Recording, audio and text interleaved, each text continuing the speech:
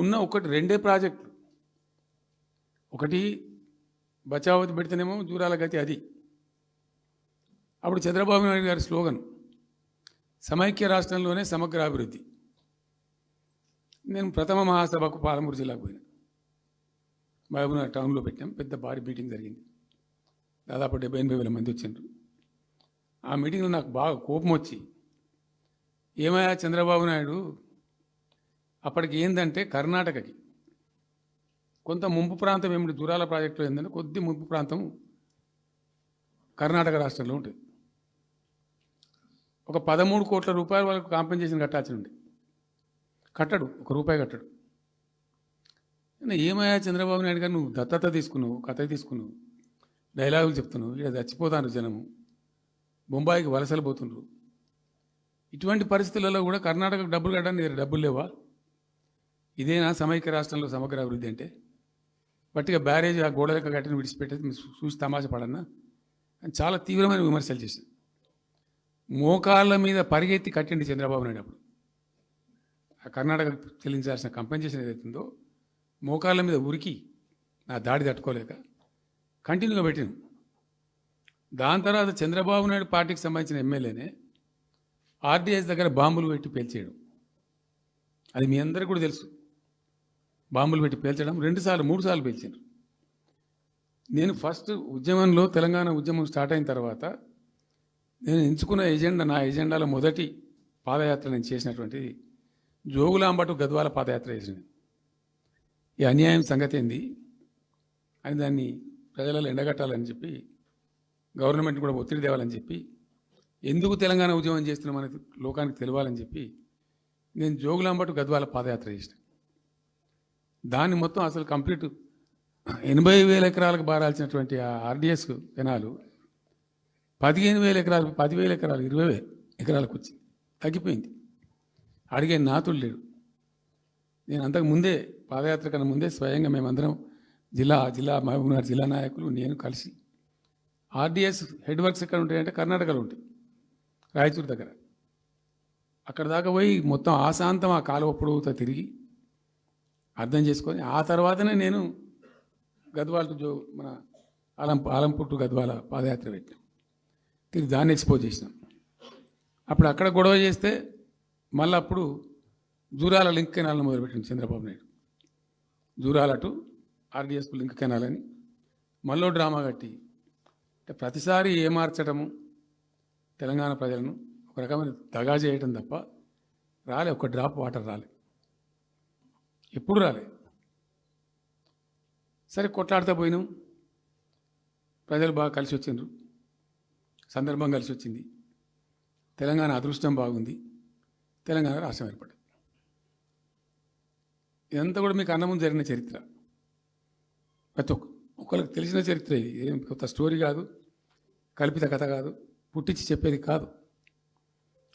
పాలమూరు జిల్లా యొక్క దరిద్రం, ఆ దరిద్రంలోకి పాలమూరు నెట్టివేయబడ్డ పరిస్థితి. నేను అందుకే ఊకే మొత్తుకునేది కదా, తెలంగాణ వెనుకబడ్డ ప్రాంతం కాదు, వెనుక పడేయబడ్డ ప్రాంతం, వెనుకకు నెట్టివేయబడ్డ ప్రాంతం. చాలాసార్లు చెప్పేది నేను, వందల ఉపన్యాసాలలో చెప్పాను. అది ప్రూవ్ టు బి కరెక్ట్. దాని తర్వాత ఎక్కడి దాకా పోయిన పరిణామాలంటే, పాలమూరు జిల్లాలో ఎండాకాలం వచ్చిందంటే గంజి కేంద్రాలు పెట్టేది. ఏడిసినాం మేము ఒకరోజు. గంజి కేంద్రాలతోని పాలమూరు, ఎందుకంటే యువకులంతా పాపం వలస ఉన్న ముసలి వాళ్ళు చచ్చిపోడు, తిండి దొరకక. దానికి గంజి కేంద్రాలు పెట్టి కమ్యూనిస్ట్ పార్టీలు వాళ్ళు వచ్చేది కొంత అడావుడు చేసి ప్రజలకు కొంత గంజి పోసే ప్రయత్నం. చివరి గంజి కేంద్రాలు పెట్టే స్థాయికి దిగజారిపోయింది పాలమూరు. కృష్ణా నది 300 కిలోమీటర్లు పారే జిల్లాలో చాలా దారుణం పోయింది. లివ్వా అంటే కేటాయింపులు ఉన్నాయి, పత ఉంది, కార్ఖానా ఉంది, అప్పర్ కృష్ణా పేరుంది, తుంగభద్ర కాలువ పేరుంది, రకరకాల బీమా ప్రాజెక్టు పేరుంది, అన్నీ ఉంటాయి. కానీ ఇవి రాదు. చూడడానికి మళ్ళీ ముఖ్యమంత్రి దత్తతలో ఉంటుంది, కానీ రాదు, ఏమీ రాలే. ఇంకా అందంగా ఈ ప్రాజెక్టులను, నేను కూడా అప్పుడు తెలుగుదేశం పార్టీలో పనిచేసిన కదా, ఈ ప్రాజెక్టులకు పెండింగ్ ప్రాజెక్టులను పేరు పెట్టిన ఒక టైటిల్, గొప్పతనంలాగా పెండింగ్ ప్రాజెక్టుల జాబితాలో వాటిని తోసేసి పాలమూరు నాకు ఆ గతికి తెచ్చిండ్రు. సరే రాష్ట్రం వచ్చింది. వచ్చిన తర్వాత జరిగింది ఏంది, టోటల్గా మేము సమీక్ష చేసుకున్నాం.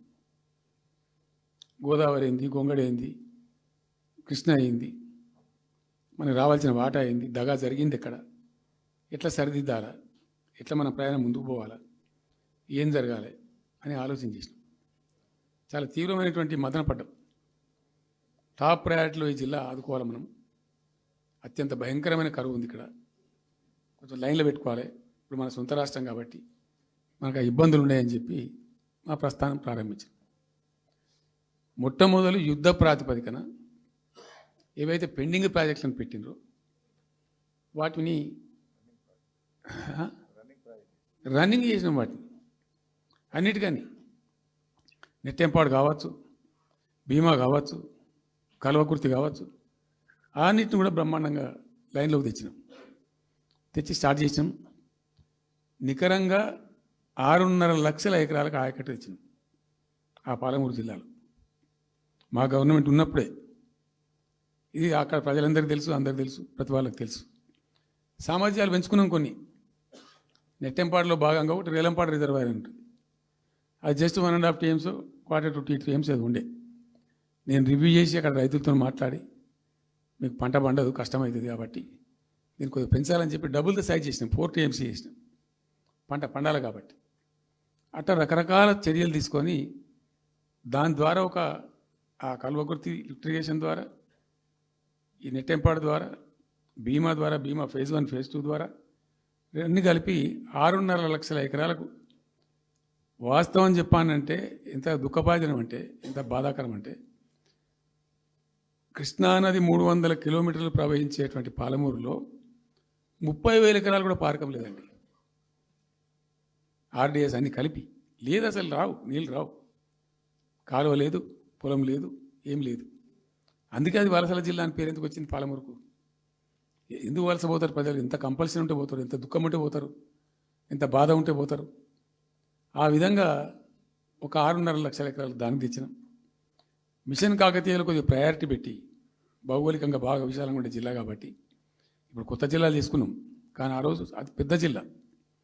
దానికి మిషన్ కాకతీయలో టాప్ ప్రయారిటీ ఇచ్చి మైనర్ ఇరిగేషన్ చెరువులు మొత్తాన్ని పోయినాయి ఇక అమ్ముకున్నారు, అబాండనైనాయి. మిగిలిన వాటికి కొన్ని సామర్థ్యాలు పెంచి ఒక పద్ధతికి తెచ్చినాం. అదో 1,20,000 ఎకరాలకు అది దోహదపడేది. చెక్ డ్యాములు కూడా కట్టుకున్నాం. చాలా వాగుల మీద 100ల కొద్ది చెక్ డ్యాములు కట్టినాం. ఇవన్నీ కూడా మీ కళ్ళ ముందే జరిగినాయి, మీ అందరికీ కూడా తెలుసు. ఈ RDS కెనాల్కి మోసం జరిగింది కాబట్టి మధ్యలో తుంగభద్ర మీద పెట్టి తుమ్మిల లిఫ్ట్ కూడా తెప్పించి తుమ్మిల లిఫ్ట్ కూడా పూర్తి చేసినాం. ఏది RDS ద్వారా కోల్పోయిన ఆయకట్టును రిస్టోర్ చేయడానికి తుమ్మిల లిఫ్ట్ కూడా స్టార్ట్ చేసినాం, నీళ్ళు పోపించినాం, బ్రహ్మాండంగా ఆయకట్టు అంతా పార్పించినాం. ఇట్లా అనేక రకాల చర్యలు అవి తీసుకొని ఒక 6.5 లక్షల ఎకరాలకేమో నెట్ ఆయకట్టు వచ్చింది. ఇండైరెక్ట్ ఆయకట్టు ఏమో భూగర్భ జలాలు పెంచడానికి కట్టిన చెక్ డ్యాములు, మైనర్ ఇరిగేషన్ బాగు చేయడం, దాని ద్వారా కూడా 1,50,000 ఎకరాలకు వచ్చింది. ఆ తదనంతరం మరి మనం ఎట్లా ముందుకోవాలా, ఏం చేద్దామని చెప్పి ఈ రంగారెడ్డి జిల్లా కూడా వాళ్ళు పాపం కృష్ణా బేసినే, ప్రతి డ్రాప్ రంగారెడ్డిలో పడే ప్రతి వర్షం చుక్క కృష్ణానదికి పోతుంది, ఇంకెక్కడికి పోదు. నల్లగొండ జిల్లాలో కురిసే ప్రతి వర్షం చుక్క కూడా కృష్ణానదికి పోతుంది. 100% ఈ 3 జిల్లాలు కూడా నల్లగొండ, రంగారెడ్డి, పాలమూరు ఇవి 100% కృష్ణ బేసిన్లో ఉన్నాయి. మనము ఏదైతే మనకు కేటాయించిండ్రో ప్రాజెక్ట్ వైజ్నో ఇంకోటనో కంబైన్డ్ స్టేట్ ఉన్నప్పుడు జరిగినటువంటి మోసం నుంచి బయటికి రావాలంటే మనం రాష్ట్రం ఏర్పడ్డ తర్వాత కొట్లాడాలి, మన వాట మనం సాధించాలి. రివిజన్, కృష్ణా జలాల యొక్క పునఃపంపిణీ మీద ట్రిబ్యునల్ వేయించుకోవాలి, రివిజన్ పెట్టియాలి అని ఒక స్ట్రాటజీ పెట్టి దాన్ని కొట్లాను. సరే, ఇందాక నేను చెప్పినట్టు దేవుని దయ వల్ల తెలంగాణ రాష్ట్రం వచ్చింది. ఈ ప్రాజెక్టు కంప్లీట్ చేస్తూనే పాలమూరు రంగారెడ్డి ఎత్తిపోతల పథకానికి శ్రీకారం చుట్టాం.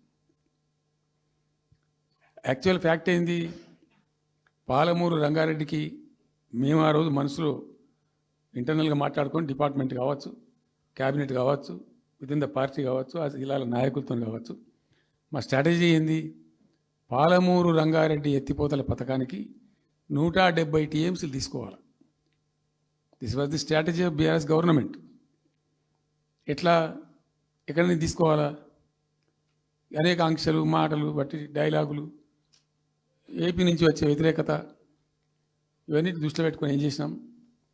నికరంగా లెక్కలు తెప్పించినాం.